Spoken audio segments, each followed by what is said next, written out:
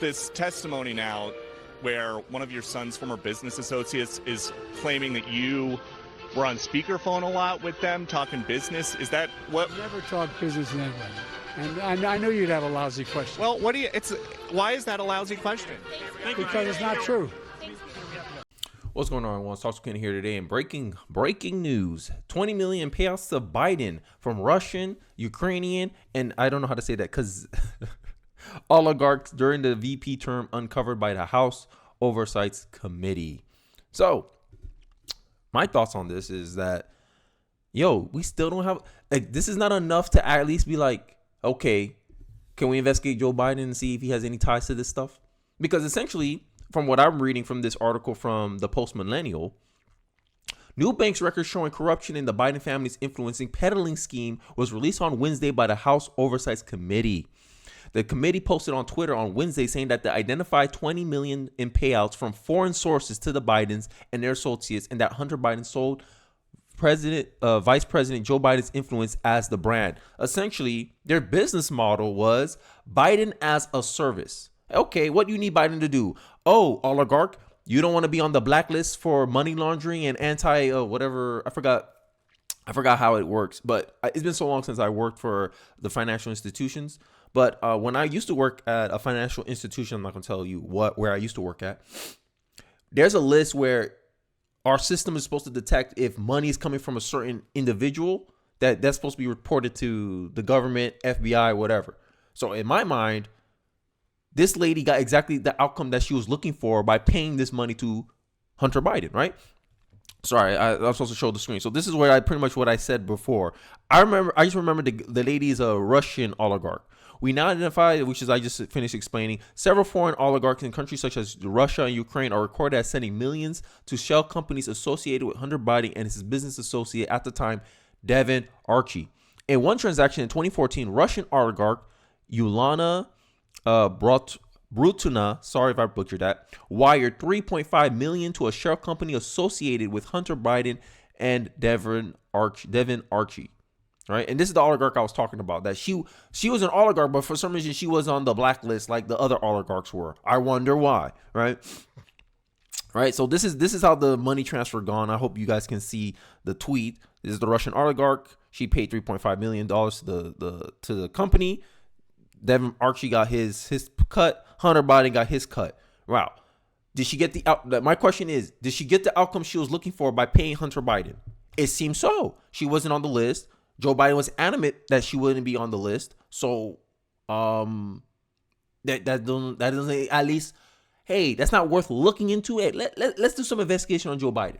Because essentially the company is not selling the service. It's not telling her, hey, we're not giving you any legal counsel. We're not telling you how you can avoid regulation. It's just, hey, you pay us and you get access to the Biden network. Archie kept $1 million, and what was left was created his new company, Rosemont Seneca, and was frequently used to receive more federal funds. Archie recently testified before the House Judiciary Committee, where he said that Hunter had used his father's position to legally intimidate those that he worked with. The only two listed employees on another Biden-connected company, Rosemont Seneca Partners, on its Couchbase profile are Hunter Biden and Christopher Haynes. Haynes is also John Kerry's stepson. Kerry falsely, he had said he had no knowledge of his stepson's involvement, according to a report from the U.S. Senate Committee of Homeland Security and Government Affairs. Similar to Joe Biden's repeated denial of being involved with Hunter's dealings. Bro, I don't believe him. Sorry, not sorry. If you're a liberal here, be mad. All I'm going to say is you're biased. You're assuming the best case scenario. I'm assuming the worst case scenario. The only way we're going to find out is with an investigation. Let's have all the facts out there. But I know you guys not going to want to do it. Right? To me, this is the smoking gun that the Republicans need to further investigate Joe Biden. Because if you look at the outcomes, if Joe Biden had no ties to the business dealing, then how is it that every time these people who Hunter Biden associates himself with, they pay Hunter Biden something for a certain favor, and they seem to get that favor that they're looking for, even though they have no direct ties to Joe Biden? Houseway, how is it? Like, it can't be a coincidence that, hey, Burisma, you need the The prosecutor fired. You paid the Hunter Biden's corporation shell companies millions of dollars, and somehow the outcome you're looking for happened. How? Like you gotta you have to understand that Biden is the service. Biden is the product.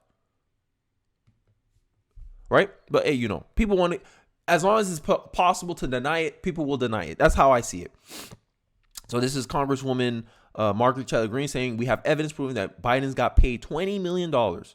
New bank statements show money coming from Russia, Kazakhstan, I think that's how you say it, and of course, Ukraine.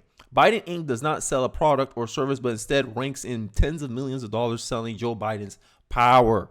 In addition to Russia and Ukraine, an oligarch from Kazakhstan, Kensi Rikiev, I think how you say it, wired the exact amount of money to an account that would have paid President Biden's sports car. Wow.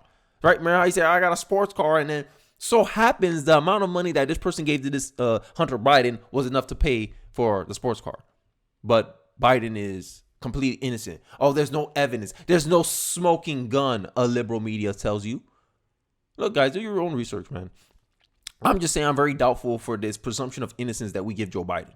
And this is my problem with the establishment. It just seems like establishment media, they give the benefit of the doubt to Joe Biden, but they don't give a benefit of the doubt to Donald Trump. Like, to me, I'm more for an equal opportunity and equal treatment. If you want to shoot one political candidate one way, then treat the other political candidate one way. Don't change how you address them or assumptions about them just because they're a different political party. That's what the mainstream media shows. Mainstream media shows its bias. And then want to sit here and pretend that it's objective. Oh, it's objective news. Okay, how you cover Donald Trump and how you cover Joe Biden will tell me if you really are objective news. Especially when you use language that liberals tend to use against conservatives, labeling them as conspiracy theories. And like you in subtle ways, people show that they're not really objective. They're trying to be as objective as they can, but at the end of the day, they still have a bias. But I digress. Let's continue with the article. The next day, a purchase for the new car was made. Oh, the full reports on the findings marked that a bribery payment, noting that the law recognized payments to family members to corruptly influence others can constitute a bribery. So technically, based on this report, Republicans have a valid claim to assume that Biden was bribed.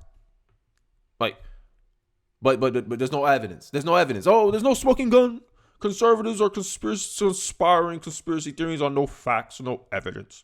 But you can indict Donald Trump 3 times with no facts and evidence, and he comes out non-guilty every single time.